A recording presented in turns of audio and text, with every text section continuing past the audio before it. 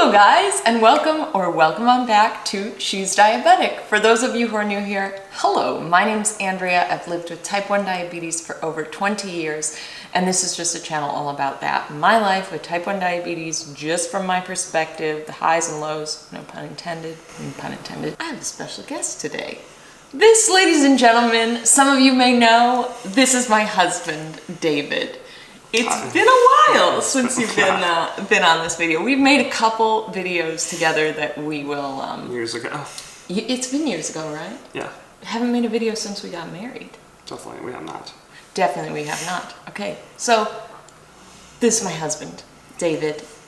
He's featured in several videos. I will link them down below and up above in the cards. Today, I wanted to give him the chance to ask me questions that he has always wondered or is curious about type 1 diabetes. And I think this is important because type 1 diabetes, first of all, is so individual, we all know this, but also it's something that can be really difficult to understand if you don't live with it.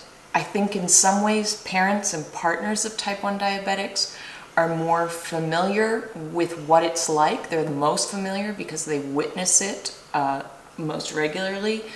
But there's still questions, perhaps, I think. And I wanted to give him that opportunity to ask me, and in case that's helpful to any of you or sparks a conversation with your parent or significant other or loved ones, all the better. And I am very, very pleased and grateful to announce that today's video is sponsored by Peak Tea's Sun Goddess Matcha. As the holidays are approaching, we all know it's long days and sometimes you need that energy boost. Well, I always need that energy boost. But finding that energy boost without spiking the blood sugar, a very difficult balance to strike.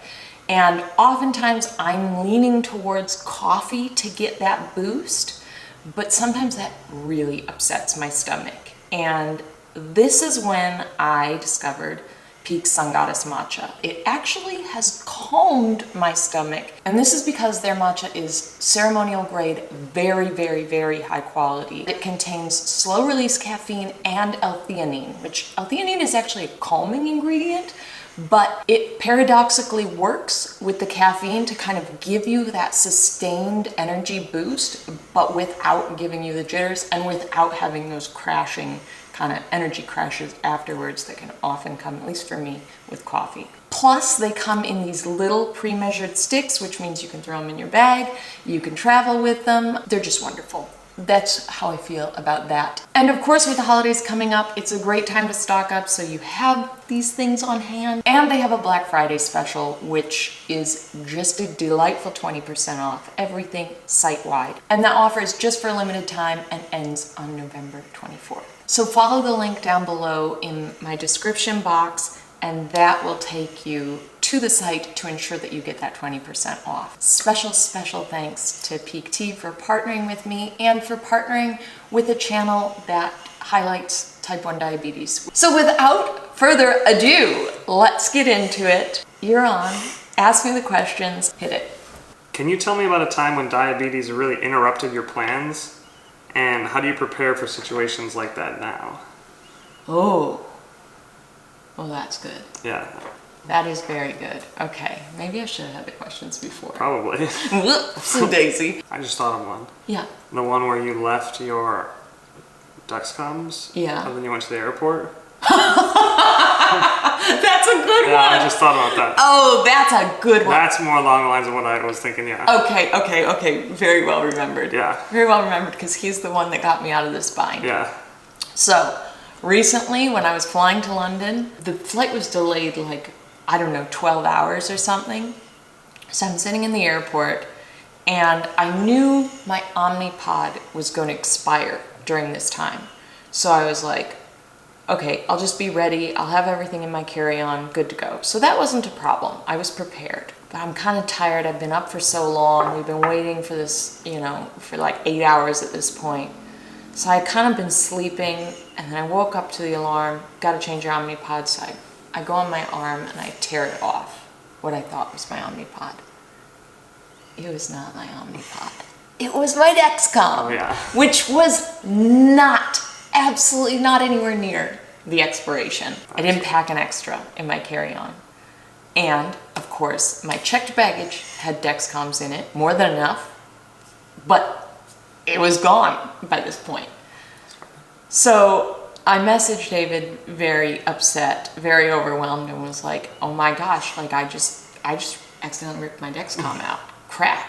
And we live here about 20 minutes away from the airport. Yeah. And you very kindly offered to bring me a Dexcom. I think an extra 2 you brought me, just in case I inserted one and got a bleeder. I talked to like someone at the airport, was like, can I go out and then come back in? Yes. Okay, so I could go out, grab the Dexcoms from him, come back in, put them on, good to go. And that's what we did. Yeah. And you drove 20 minutes, but it was also rush hour, so it was probably more. Well, and you didn't miss your flight, shockingly. I didn't miss my flight, although we still because you have to go through security again, obviously. Exactly. Yeah. Exactly. Yeah. Yeah.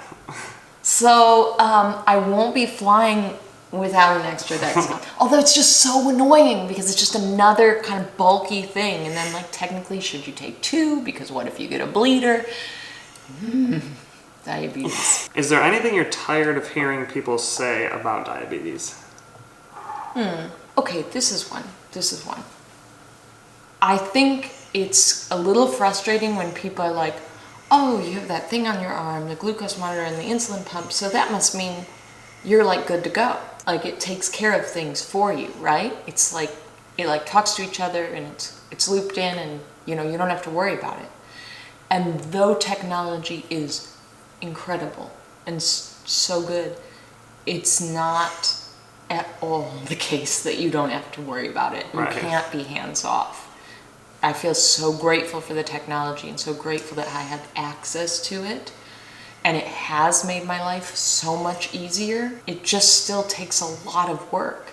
And in some ways, technology has raised the bar for how much time you want to be in range and how much tighter you want that control to be, because you have access to where you are blood sugar wise at all times. In every way, it's helpful, but in some ways too, there's sometimes that added pressure of like, you can really see when things are going off the rails. You can never be blinded to that because it's blaring, or you can see, you know, you're checking your phone and you see it. So yeah, it's just not a set it and forget it.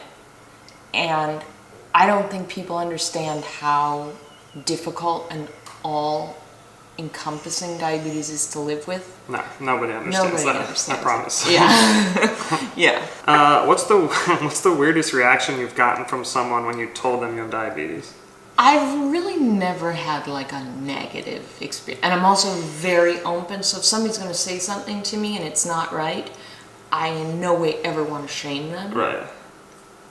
It's no, ever want to shame somebody. But I guess the funny, like, when you're dealing with kids that don't know anything about type 1 diabetes and they see something on the back here, you see your Dexcom or you see CGM or whatever, or when I was taking, you know, shots on a pen and needles, they'd be like, what's that?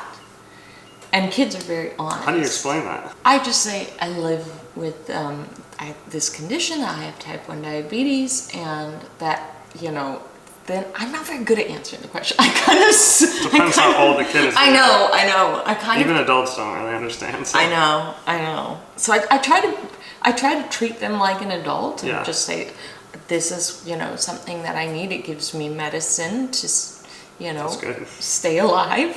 But then that seems a bit dark for kids. Well, they had the Pixar movie that came out. Was it Turning Red? Yes. And she had a Dexcom on? Yes. Yeah. Did they talk about it in the movie? I don't know, because I've not seen it. Yeah. We've not seen it, have we? I wonder if they explain it or it's just on. Or it's just present. We'll have to we'll have to watch that. Actually, it's something I've been meaning to watch for a long time. Yeah. Yeah. What's the strangest place or situation where you've had to check your blood sugar or give yourself insulin? Okay. So many places. Yeah. I feel like it's just always happening all the time. Oh, I know. When I was filming Homeland, I had my insulin pump. I was on the Medtronic 640G at the time. And I had that tucked, the pump itself, into, I wore these ankle boots, and I had it tucked into the sock and the side of the ankle boot. And I would like lift my leg up. By the way, this is ridiculous. Nobody's supposed to see this. This is not matching with my outfit. But nobody. My pants. They're not matching with the outfit. I'm business up top, but casual on the bottom. Anyways, so I would like lift up my ankle, dial something up, and then like put my foot down, and probably nobody knew that I was doing that. Nobody would have known what it even was. Nobody would have known what it even was, exactly. but it's weird. Yeah. But now, the coolest thing, well, the coolest thing with the Omnipod is I don't have to interact with a piece that's on my body. Right. I was interacting with the controller before, and now because of the app, right, it just looks like I'm on my phone. Yeah. So. Well, you are. I know. Well, yes, that's true. But it's kind of mind-blowing when I think about it, because I'm thinking like, oh yeah, I used to like... You don't need the whole new thing. You didn't even know me. I used to whip out like needles and do it like through my jeans. Oh. I just pop it through my jeans. Yeah, no, I've never seen you do that. Like, I feel like there was a time when I was skiing and I would like open up I like think about the that, side of something to get that needle in. It was a whole different thing when you're on the needles. Yeah. It's a whole different thing. I bet. I've never really known you doing that. No. And it's a different thing in terms of like, most people don't know what you're doing, but some people are like, I'm sorry, why do you have a needle out? Yeah. And then people start talking about how much they don't like needles, they're scared of them. I'm like, oh, you don't say. No, I do have sympathy for it, but I'm like, I can't be scared of needles. I need this right now. I'm bad with needles. Yeah, well. We're on opposite ends of the spectrum. We are on the opposite ends of the spectrum. You are not, well, you're not good with blood. No. Yeah. Needles you're sort of fine with, I think. I don't know. Nobody's fine with needles, but like, yeah. Anyways, we digress. All right. Have you ever, I'm sure you have you ever been in a situation where you were really nervous that your alarm was going to go off? Like, I mean like at the movies or at a musical, and 100%. Has it ever actually gone off? Yes, and yes. 100% yes. The alarm anxiety is so real. Is that a thing? It's what I'm calling it. Okay. But yeah, I think so. I think it is a thing. Because I know a lot of us in the community have talked about it. Like a live theater event. Mm-hmm. Yeah. So stressful. Yeah. Because I don't want to disrespect the actors in the production by beep, beep, beep. And they're not necessarily going to know that it's a medical device. They might just think, oh. No one would know. Yeah. They think it's a cell phone. Exactly. Alarm or something, yeah. You know what's interesting? Remember when you saw that guy in court? Oh, yeah. And his Dexcom was going off? The lawyer, yeah. Yeah. Yeah. He had to, because you're not supposed to use your phones, but he had like a special exemption because he was diabetic. That's right. Yeah. And wasn't his alarms going off? Yeah. That story made me so feel for him. Yeah. Because if your alarm's going off, it's probably things are out of whack. Yeah. And like, I can't imagine a lawyer having to perform and the alarm's going off, which means he's having a low or a high or so, I don't know, whatever the settings are, but. Because you can't turn the alarm off, right? You can't turn the urgent low glucose alarm off. I have everything else shut off. Right. I'll get taps on my watch, but everything else is shut off. Pilates. Right. It's gone off a lot in Pilates. And that I am mortified about. No reason to be mortified about. I just am. But then I'll be like, sorry guys, I'm sorry, it's just my pod is expiring, or like, I did treat the low blood sugar, but it's still coming up. And they're like, we don't know what you're talking about, and also we don't care. Exactly, exactly. They're like, oh, no idea, we thought it was from outside, or I didn't even hear it. Yeah. Like, what are you talking about, you crazy person? But it's so, like when you're like embarrassed of something, self-conscious, and it means like it's the biggest deal to you, right? But people are like, it's nothing. Yeah. Well, they would just be confused, if anything. Yeah. It's like, oh, what's that? Yeah. What advice would you give to someone who just got diagnosed with type 1 diabetes? Because I imagine that's quite a stressful event. Yes. Yeah. Yeah. Also probably extremely confusing. Yes. Yeah. Right. All the above. Like, this is my go-to when somebody, and nobody's really asking for my advice, but if parents, some people do. Yeah, that's true. Yeah. Like parents or some of your friends who yeah, got friends diagnosed as adults. It's absolutely right. You're right.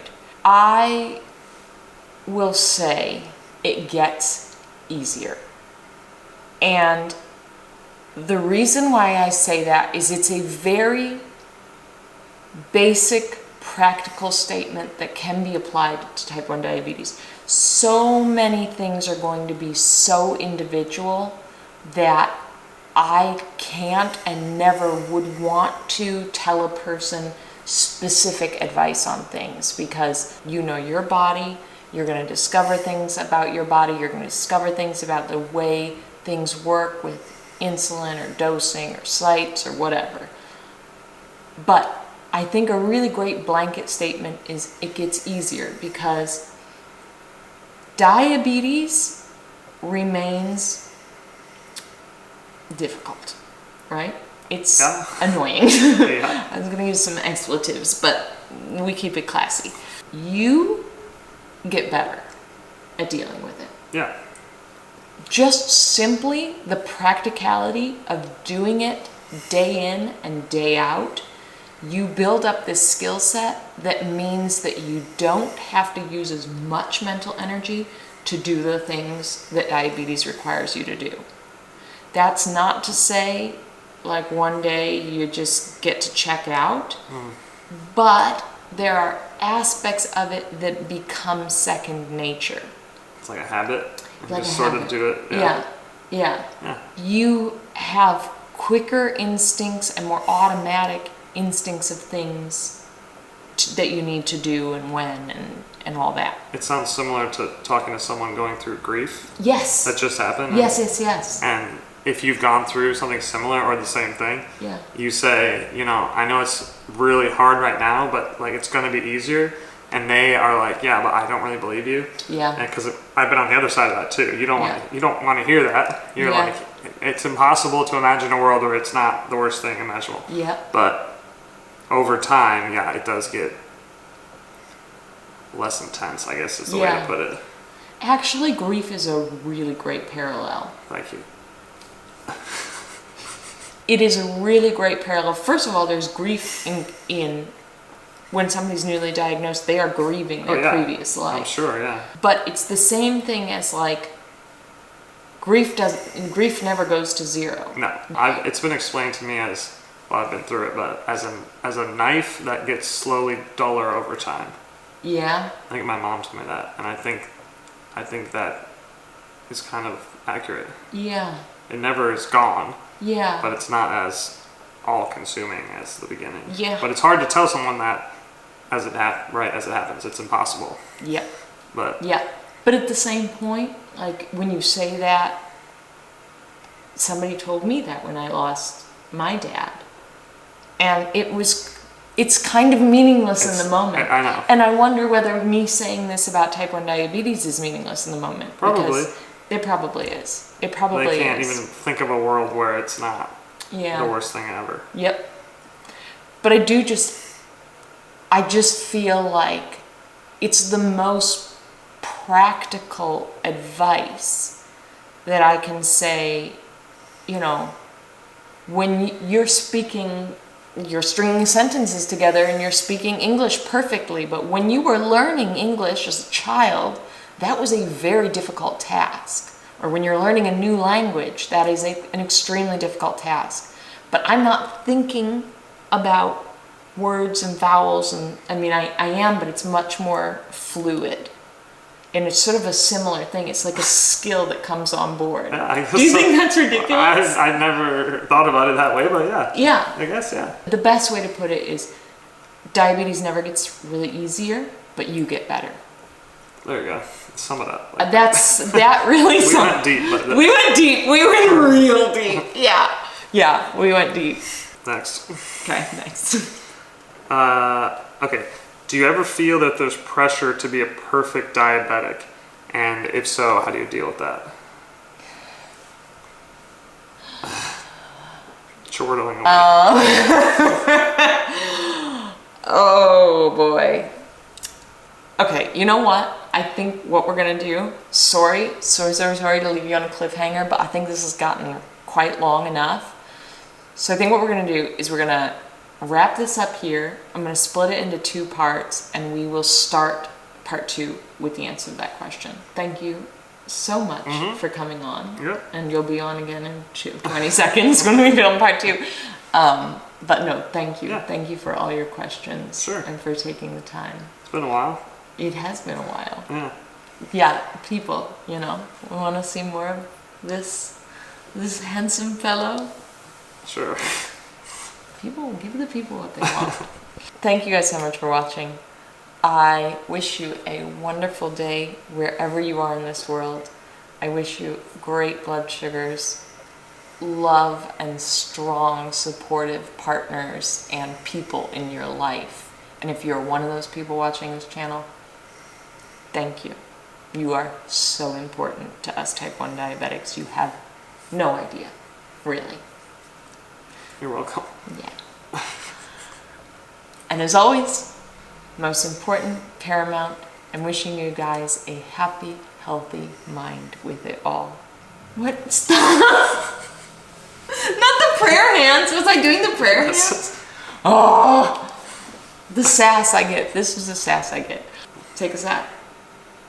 Bye. Bye.